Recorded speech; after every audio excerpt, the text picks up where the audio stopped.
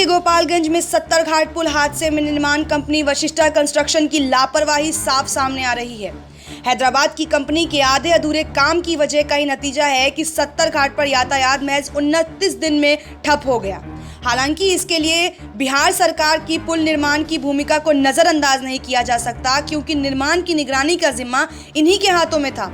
लेकिन आश्चर्य की बात यह है कि बिहार सरकार इस पर जिम्मेदारी तय करने की बजाय इसे प्राकृतिक आपदा बता रही है।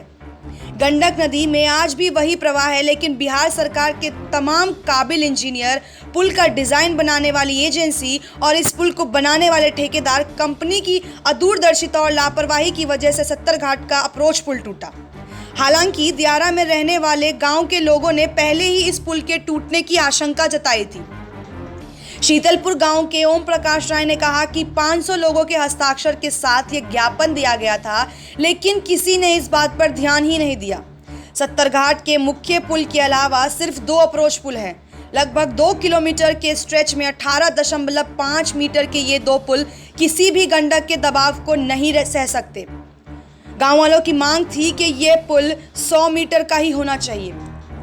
दूसरी तरफ नदी में बने इस अप्रोच रोड और पुलों की सुरक्षा का कोई इंतजाम नहीं किया गया है। छोटे छोटे अप्रोच पुल को छोड़ दें तो मुख्य पुल पर भी बोल्डर पिचिंग नहीं किया गया है, जो पुल की सुरक्षा के लिए बेहद खतरनाक है। 14 जुलाई को वाल्मीकि नगर के गंडक बराज से 3,39,000 क्यूसेक पानी डिस्चार्ज किया गया। पानी ने 15 जुलाई को गोपालगंज के फजलुल्लाह गांव के बांध के अंदर बने अप्रोच पुल पर अपना दबाव बनाया। पानी का दबाव गंडक के गोपालगंज तटबंध पर ही पड़ने लगा।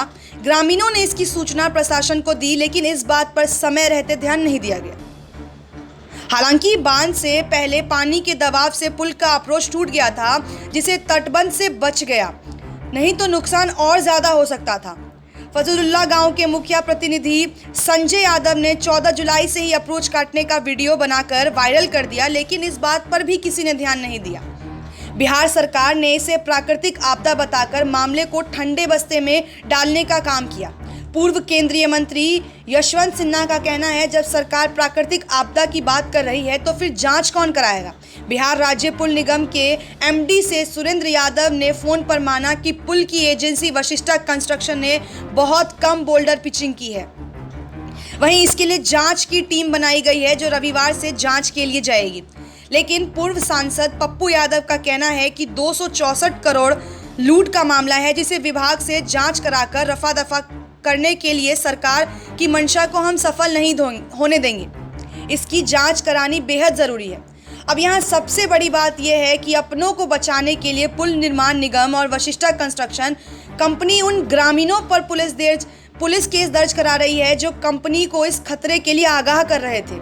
गोपालगंज के डीएम अरशद अजीम का कहना है कि इन लोगों ने काम में बाधा डालने, लॉकडाउन का उल्लंघन करने के साथ अप्रोच तोड़ने की कोशिश की। हालांकि ये केस उस जगह के लिए नहीं हुआ जहां नुकसान हुआ है। SPN 9 न्यूज़ रूम से शालिनी झा की रिपोर्ट।